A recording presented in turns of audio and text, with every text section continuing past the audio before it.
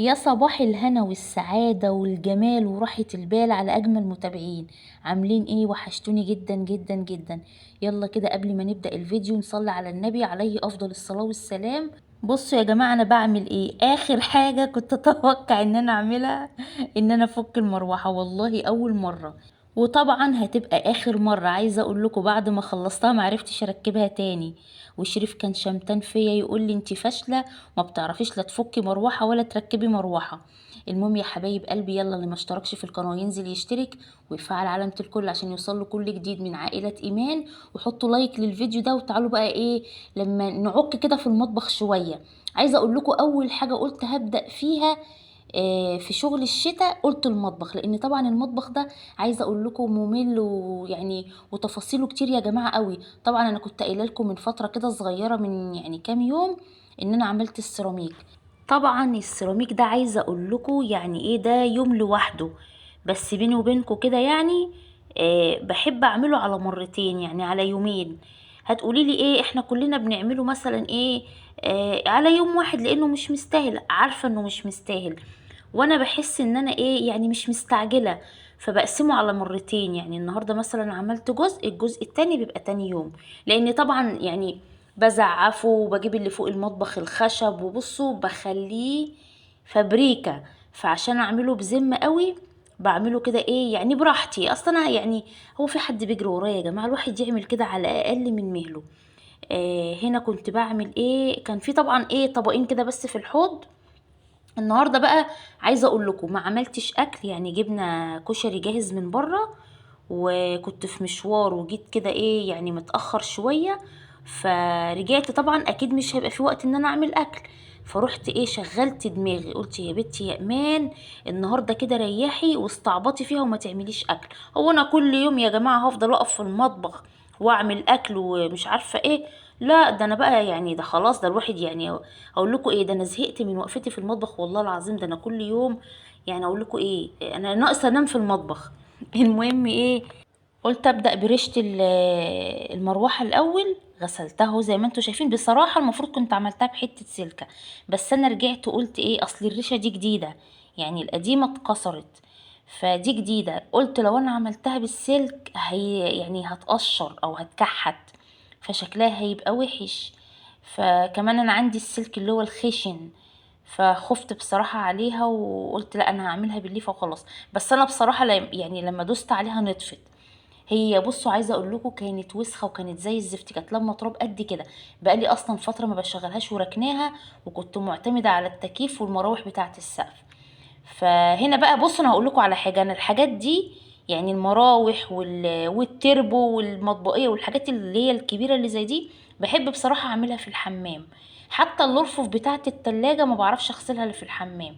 في حد ممكن يقول ايه، طب لما هو كده بتعملي ليه على الحوض؟ هقول لكم ايه، اصل بصوا انا كسلت وبيني وبينكم قلت هغرق نفسي، ويعني هيجيني بقى برد، واصلا روان عندها برد وحالتها بالبلا وكده. قلت لا انا هعملها كده على الحوض وخلاص. ومع اني بعد ما خلصت غرقت الدنيا، بس مش مشكلة. هنا كنت بعمل اللي هي اسمها ايه، اسمها ايه يا جماعة؟ اسمها سلكة باين ولا اسمها ايه معرفش. المهم وش المروحه كان لامن بقى ما اقولكوش تراب وعنكبوت ايه. المهم غسلتها، والحاجه اللي كنت بغسلها كنت بحطها ورايا بس كده تتصفى على الارض. قلت لحد لما اخلص انشفها واروح مركباها. قال يعني عرفت اركبها بلا نيله. عايزه اقول لكم ان في حاجات في البيت ما بعرفش اعملها، ومنها بقى المروحه. بقول لكم بعد ما فكيتها ما عرفتش اركبها. يعني ممكن مثلا ايه الحاجة اللي انا بعرف اعملها لو اللمبة اتحرقت اغيرها. مثلا ايه ايه تاني، ممكن لو مثلا يعني حاجة بسيطة مثلا ايه مش شماعة اركبها. عايزة ادق مسمار ماشي كده، الحاجات اللي هي البسيطة اللي زي كده. لكن اي حاجة تانية بقى تخص الكهرباء، تخص مثلا الحاجات اللي هي بقى السباكة والكلام ده، عبيطة كده وهبلة وما بعرفش. مع ان في ستات بتبقى شاطرة كده ودقرمة. بس انا ايه ممكن يكون عشان انا اللي ما بحبش اشغل دماغي في حاجات معينة، بحب اشغل دماغي فيها وببقى ايه ببقى لهلوبة كده وببقى شاطرة. وفي حاجات ببقى عاملة زي خيبتها وايه وبطنشها، بعتمد على ايه، على ابو عيالي فيها. اقول ايه انا مالي، وانا كل حاجه انا اللي هعملها؟ اه والله. المهم يا حبايبي هنا انا خلصت بقى، وقلت بقى لما افضي المطبقيه بصوا. طبعا الاطباق اللي انتوا شايفينها دي كلها انا ما بستخدمهاش، يعني باخد كده ايه الحاجه اللي من قدامي، يعني الاطباق اللي ايدي بتطولها وخلاص. الباقي بقى بيبقى ايه مركون فوق، ما بقربلوش بصراحه كتير، الا بقى لو حد عندي مثلا كده، او في مثلا مواعين كتير ومتراكمه مثلا عشان اي سبب، يعني ميه قطعه بتاع، باخد من اللي فوق. قال وانا كنت عايزه كمان اطلع شويه اطباق من تحت السرير كده اللي انا حطاهم في الكرتونه، بس رجعت قلت طب وانا هعمل بيهم ايه، اما انا بستخدمهمش اصلا كلهم. بس انا عايزه اقول لكم ان انا بحب يا جماعه التغيير قوي. يعني مثلا ايه، ممكن اطلع شويه اطباق كده يعني شكل معين فتره، بس فتره كبيره، وبعد كده اروح شايلاهم واغيرهم اطلع غيرهم. في ناس ممكن تكون ايه بتستنى لو مثلا اتكسروا او كده وتطلع غيرهم، انا لا احب يعني فتره كده واروح شايلاهم ومطلعه غيرهم. بصوا هقول لكم على حاجه، محدش يا جماعه واخد من الدنيا حاجه، والواحد ينزه نفسه ونستمتع كده بحاجتنا، هنحوشها ليه وعلى ايه والمين؟ بجد والله انا اعرف ناس كتيره قوي كتيره، وصحابي وناس كتيره ما بيرضوش يطلعوا من حاجه النيش دي ابدا، يقولوا ان بصوا يعني كأني كده ايه حاجه متحنطه في البيت. طب ليه؟ ليه؟ ده انا عمري في حياتي ما عملت كده. انا من ساعه ما اتجوزت وانا بحب كل فتره كده اطلع واجدد واخد انا بعت النيش بتاعي لان بصراحه انا زهقت منه وحسيته ملوش لازمه. بس من وقت للتاني بحب اغير، يعني اشيل حاجات من اللي على المطبقيه دي واروح ايه مطلعه حاجه تاني. اصل يعني الواحد هيخلي الحاجات دي لايه؟ فاهمني؟ فالمهم بقى ايه، هنا خلصت قلت في الاخر خالص ابقى اشيل الاطباق اللي انا مش عايزاها واجيب غيرها، او مش عارفه. المهم انا قلت ايه اهم حاجه عندي ان انا عايزه اشيل المطبقيه اغسلها. كان عليها بقى بصوا تراب، وكان عليها عنكبوت من الشباك، رخم قوي قوي قوي يا جماعه. بصوا بيدخل كميه تراب مش ممكن. في ناس ممكن تقول ايه طب ما احنا عندنا الشبابيك بتاعتنا ومفتوحه على المنور وما بيعملش كده. اقول لكم لا، انا عندي الشباك دوت وراه، يعني بعد المنور كده وراه في جراج كبير قوي. فبصوا بقى يعني كل التراب داخل على عندنا. فللاسف بقى بصوا اي طبق باجي اخده من المطبقيه او اي حاجه على البوتاجاز لازم بغسلها. فدي بقى ايه، ولذلك تلاقيني دايما فاتحه ضرفه واحده بس، ما بفتحش الاتنين، بستكفى بواحده بس اقول كفايه. وفي حد ممكن يقول لك ايه طب ما تقفلي الشباك، ما هو ملوش لازمه. اقول لكم ما اقدرش، ده انا اتخنق، انا احبه دايما كده ايه يعني ينفس المطبخ. فاهمين؟ عايزه اقول لكم ان انا في الشتاء الناس بتبقى مقفله الدنيا كلها، وابقى بصوا ببقى سقعانه وببقى متلجه، بس الا الشباك المطبخ ده اللي معرفش اخليه مقفول ابدا. يعني بحس ان الشقه اتخنقت اتكتمت. ده يعتبر المنفذ بتاع المطبخ وبتاع الصاله، لان انا عندي زي ما انتوا عارفين الصاله ما فيهاش شبابيك. المهم انا هنا قلبت المطبقيه، عايزه اقول لكم ندمت والله ان انا يا جماعه عملتها على الحوض، اتغرقت ميه، وطبعا ما كنتش عارفه اشطفها براحتي، بس انا ايه يعني قلت اهي مره وخلاص. برضك الحوض يا جماعة بيحكم غير لما الواحد يكون ايه براحته، فاهميني؟ كمان عندي الحوض عشان في وسط المطبخ رخم شوية. بس يلا بقى مش مشكلة عادي. فهنا كنت خلصتها بقى وقلت اما اشطفها وبعد كده اروح معلقاها. وتعالوا بقى عشان كنت عايزة اعمل المطبخ. المطبخ انا قلت ايه هدعكه كده بالليفه. والله شريف عمال يزن عليا يقول لي ادهنهولك احسن، وانا اقول له لا، يعني عايز يدهنه لون يكون يستحمل، بس هو اصلا غامق، يعني هو لونه بني زي ما انتوا شايفين. فهو ايه لو اتدهن حسها يبقى شكله غبي، يعني انا ما بحبش الخشب المدهون، احب الخشب اللي هو بيبقى مرشوش. فقلت له لا، عمال يقول لي يا بنتي هدهنهولك هيبقى شكله حلو. اقول له لا خليه كده وخلاص، انا هعمله كده بالليفه وخلاص. وكمان ايه انا برضك شغلت دماغي قلت ما هو لو دهنهولي المطبخ هيتبهدل والارض هتبقع، فقلت لا خليه كده وخلاص. هنا بقى كنت بغسل الاطباق اللي انا قلت لكم عليها اللي هي فيها تراب وما بستخدمهاش.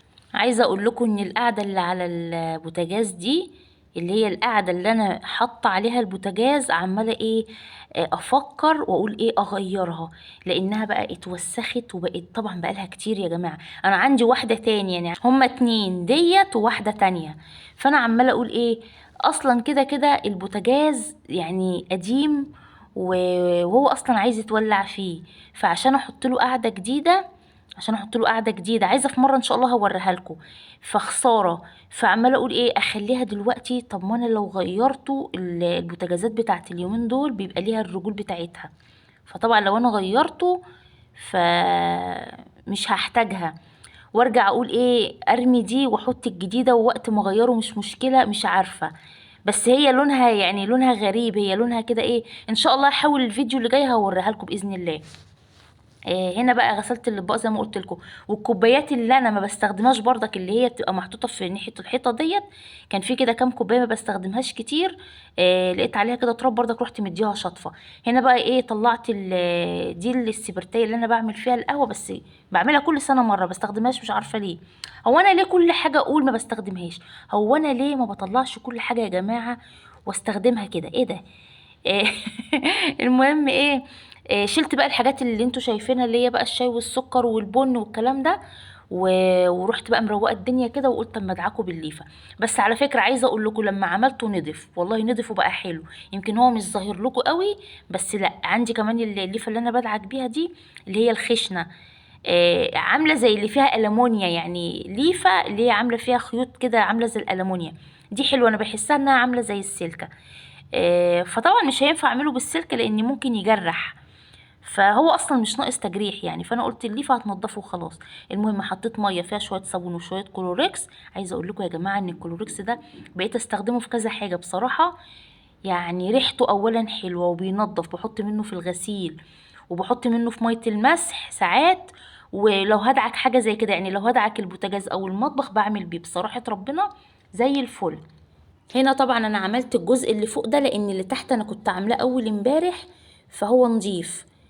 طلعت كده الفرشه اللي فيه وطلعت الحاجه كلها ونضفتها وغسلتها، ورحت ايه دعكاه بالليفه برضو زي ده وفرشته، كان ناقص بس الجزء ده. فما انا لسه بقى قايله لكم من شويه انا بعمل كل حاجه على مرتين، مش كل حاجه كل حاجه يعني، بس الحاجه اللي انا مش مستعجله عليها يعني انا بحب يا جماعه ايه ابقى براحتي، فالحاجات اللي تفاصيلها كتيره بحب اعملها على يومين. المهم انا هنا خلصت وقلت للبوتاجاز تعالى بقى، هو انت يعني مالكش نفس تستحمى انت كمان بنفس الميه اللي فاضت مني؟ لان انا كنت حاطه بصراحه ميه كتير، استخسرت بصراحه اللي انا ارميها، وقلت اما ادي كده ايه البوتاجاز تلميعه. كنت عايزه بصراحه اشيل اللزقه اللي هي اسمه السولوتيب ده ولا اسمه ايه اللي العيال كانوا حاطينه، رحمه وروان كانوا فرشينه كده على البوتاجاز، قالوا لي ايه يبقى شكله حلو، فبيني وبينكم انا مش حباه، بس ايه قلت لو شلته شكل الازاز مش هيبقى عاجبني، فقلت اخليه خلاص. انا عندي واحده تانية بس مش عايزه احطها، مش عارفه بحبش الحاجات دي، يعني بحبش البوتاجاز يكون عليه حاجه. فهنا خلصت اهوت وقلت بقى ايه انشفه كده بفوطه ناشفه عشان الصابون ما يقعدش يدي في رغوه، يعني لما تعملي كده بفوطه مبلوله تحسي ان الصابون بيدي رغوه اكتر، فالفوطه الناشفه الاول وبعد كده المبلوله. المهم ودي الحمالات شطفتها وحطيتها اهو مكانها زي ما انتم شايفين. وهنا خلاص يا جماعه تعالوا بقى شوفوا بقى المروحه وشوفوا خيبتي بقى، شوفوا خيبتي التقيله اللي مردتش على حد. قال يعني بقى ايه عامله فيها بقى ايه ان انا شاطره وناصحه وبتاع، بعد ما غسلتها ونشفتها كويس قلت هركبها. فايه انا عبيطه مش مثلا اشوف نفسي فكيتها ازاي عشان اركبها، لا. هنا بقى بحاول ان انا يعني الف البقره مش عارفه. فبعد كده رحت ايه يعني بصوا انا لصمتها في بعضيها وقلت لا لحسن انسى اقول للشريف يظبطها، ونيجي مثلا في اي وقت بعد كده ما انا هنسى بقى، حد يشغلها تقوم البتاعه طايره في وشه ولا بتاع، فعلى ايه وتعور حد. فقلت له لا تعالى انت بقى ركبها لان انا ايه مش عارفه. بصوا زهقتني هنا بقى كنت بوريكم انا عملت ايه، شطبت بقى وخلصت الدنيا يا جماعه. يلا بقى ايه عايزه كده كل اللي يشوف الفيديو ده يحط لايك، وهستنى تعليقاتكم الحلوه اللي بتكبر بخاطري. يلا يا جماعه مع الف سلامه، سلام عليكم.